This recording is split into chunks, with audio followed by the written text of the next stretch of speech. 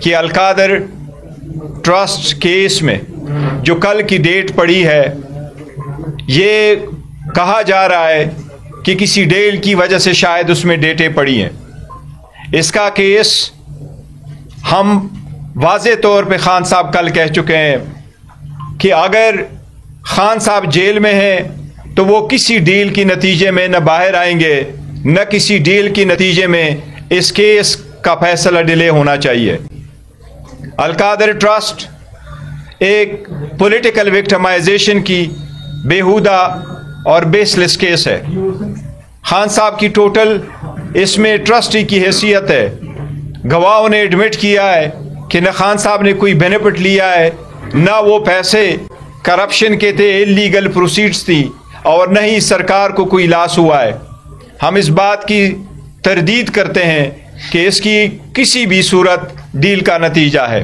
खान साहब ने कल भी कहा है कि जितनी जल्द हो सके इसका फैसला हो। इसके साथ ही पाकिस्तान तहरीक इंसाफ ने बड़े अरसा के बाद 2.5 लाख का दरवाज़ा खोला था। खान साहब ने खुद एक कमेटी कंस्टिट्यूट कर दी थी, बावजूद इसके कि हुकूमत के ख़िलाफ़ हमारी जो चार्जशीट की लिस्ट है वो बड़ी लंबी है। वो चाहे उस वक्त से शुरू हो जिस तरीके से खान साहब पे 200 से ज़्यादा केसेस बनाए गए, उस वक्त से हो जब हमसे बला लिया गया, हमारे बंदों को रोका गया, इलेक्शन से रोका गया, हमारे जो विक्ट्री है उसको शिकस्त में तब्दील कर दिया गया। आज तक वो केसेस के फैसले नहीं हो सके और हुकूमत के ख़िलाफ़ हमारी लिस्ट लंबी है। जिस तरीके से हमारे लोगों पे गोलियां चलाई गई, जिसमें से 13 बंदों की शहादत हुई और अभी भी कई सारे मिसिंग है, वो लिस्ट अपनी जगह। लेकिन खान साहब ने ये कहा था कि 2 नुक्तों पे हम लिमिटेड मुज़ाकरात करना चाहते हैं। वो मुतालिबात पाकिस्तान तहरीक इंसाफ की तरफ से थे, एक कि सारे असीरान की रिहाई हो, और दूसरा 26 नवंबर और 9 मई पे कमीशन का क़याम हो। उसके लिए 2 मीटिंग हुई है। तीसरी मीटिंग के लिए पार्टी की तरफ से ये कहा गया था कि तब आगे प्रोसीड करेंगे जब खान साहब से मुलाकात होगी। स्पीकर साहब ने भी इसका अंदिया दिया था कि खान साहब से मुलाकात होगी, उनसे मज़ीद डायरेक्शन लेंगे तो उनके आगे उसके बाद तीसरी मुलाकात इंशाअल्लाह ताला होगी। अब तक हमारे पास कोई इत्तला नहीं आई है कि कल की कोई मीटिंग खान साहब के साथ शेड्यूल है। इसी तरह तातुल के शिकार नहीं होने चाहिए मुज़ाकरात किसी डील के लिए नहीं कर रहे हैं, बस मुल्क की बेहतरी के लिए कर रहे हैं, अवाम के लिए कर रहे हैं। खान साहब पाकिस्तान की अवाम की आज़ादी के लिए जेल में हैं, वो अपने ज़ात के लिए नहीं कर रहे हैं बट पाकिस्तान की अवाम की खातिर कर रहे हैं। इसमें तातुल नहीं होना चाहिए। यह कहना कि मुतालिबात इन राइटिंग हो या ओरल हो, इसकी वजह से भी इसमें तातुल का शिकार नहीं होना चाहिए। मुज़ाकरात होने चाहिए और मुज़ाकरात कामयाब होने चाहिए। लेकिन पहले भी वाज़े कर चुके हैं, ये कमज़ोरी नहीं है। पाकिस्तान तहरीक इंसाफ अपने तहरीक शुरू कर चुकी है, चलेगी। और खान साहब जिस तरह सिविल डिसोबीडियंस का अनाउंस कर चुके हैं, वो सिविल डिसोबीडियंस की तहरीक आज भी इंटैक्ट है। और खान साहब की पाकिस्तान ओवरसीज़ से वही रिक्वेस्ट की थी कि अपने रेमिटेंसेस को लिमिट करें। यही हमारी गुजारिशात थी। मैं अब उमर साहब को कहूँगा कि वो कोई तफसील दे। जी जी सर, बहुत शुक्रिया। बिस्मिल्लाहिर्रहमानिर्रहीम। जनाब चेयरमैन बैरिस्टर गौहर साहब ने ख़वातीन व हज़रात तफसीलन आपसे पस मंज़र बयान किया। जो हमारी मुज़ाकराती कमेटी है उसका जो आखिरी हमारा दूसरा सेशन हुआ था, उस पर हमने हुकूमत को 2 टोक अल्फाज में कहा था कि हमारी अनमॉनिटर्ड और अनफेटर्ड यानी कि वो मुलाकात वज़ीर आज़म इमरान खान साहब से कराई जाए जहां पे इंटेलिजेंस एजेंसीज की कोई मॉनिटरिंग उस कमरे में ना हो। उसकी बुनियादी वजह ख़वातीन व हज़रात ये है कि जितना ये टेबल है, हम लोग 4 यहाँ पे अफराद हैं तो 2 और लगा लें तो इतनी चौड़ाई का वो कमरा होता है और वहाँ पे कैमरास और आलात फिट होते हैं और लोग सुन रहे होते हैं।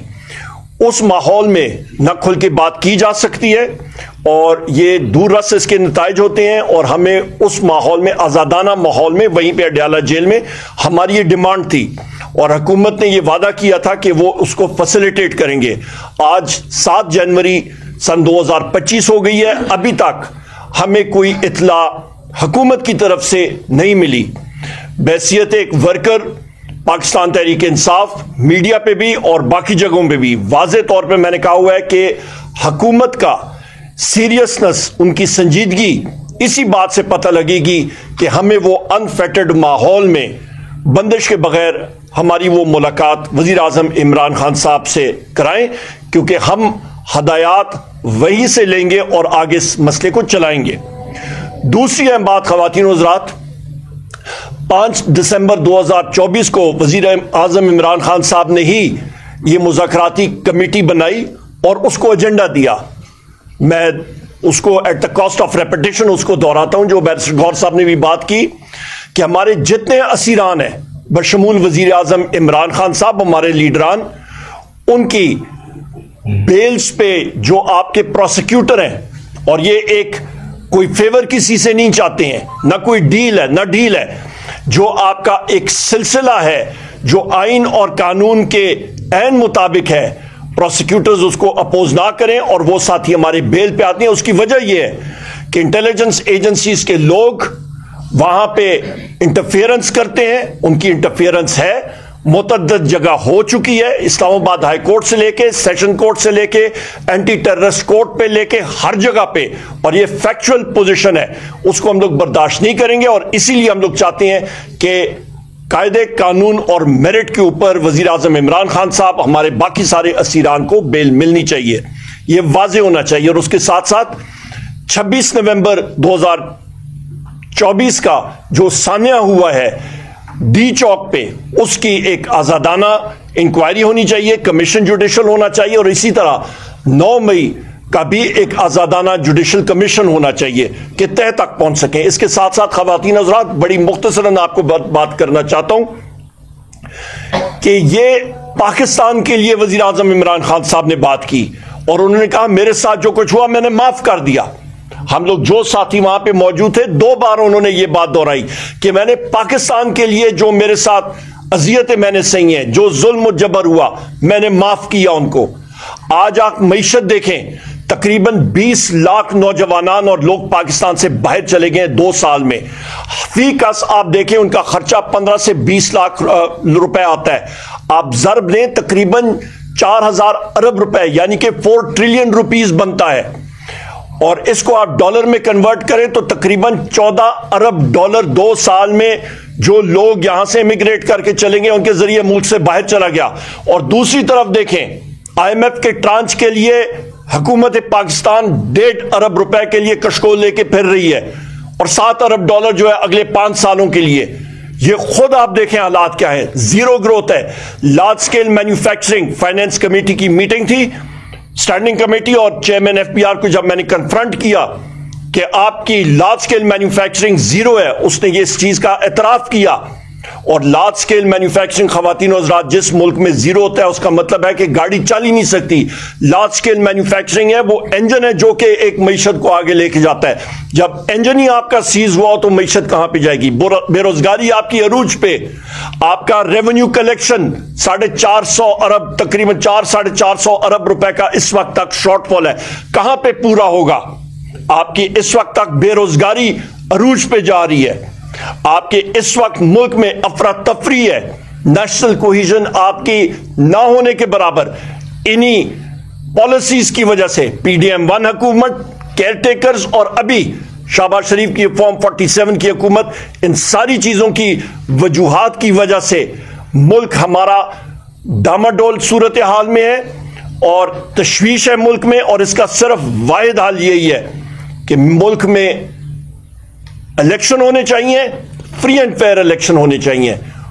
ख़वातीन व हज़रात, हम लोग डिमांड करते हैं कि इस वक्त मुज़ाकराती अमल या संजीदगी से जाना चाहिए आगे, तो उस पे अनफेटेड एक्सेस वज़ीर आज़म इमरान खान साहब हमें मिलनी चाहिए।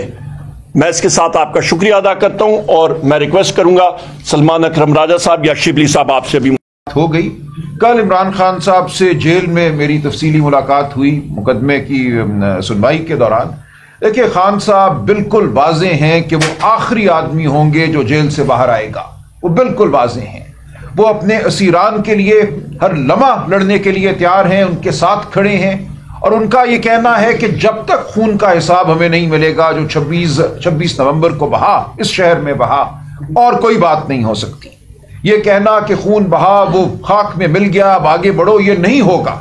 उस दिन गोलियां चली, रियासत ने अपने शहरियों पर हमला किया, उस दिन लोग गुमशुदा हुए, उस दिन लोग जख्मी हुए।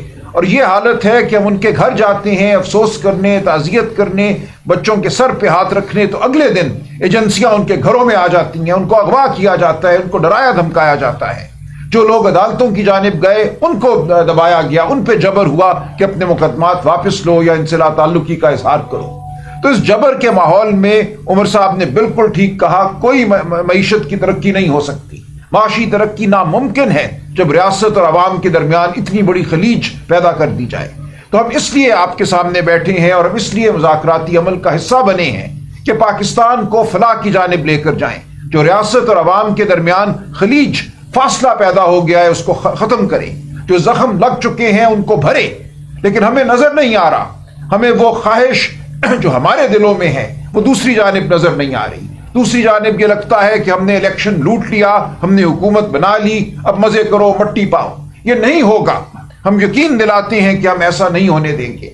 जो इलेक्शन में अवाम की आवाज को सल्ब किया गया, वोट चुराया गया, हम उसके लिए लड़ते रहेंगे। ऐसा हरगिज नहीं है कि हम जिन दो नुकात की बात कर रहे हैं, 26 नवंबर का कमीशन, 9 मई का कमीशन और असीरान की रिहाई, इसके बाद सब अच्छा हो जाएगा। हम ये कह रहे हैं कि ये वो बात है जिससे आपकी सिंसेरिटी, आपका खुलूस वाज़े होगा।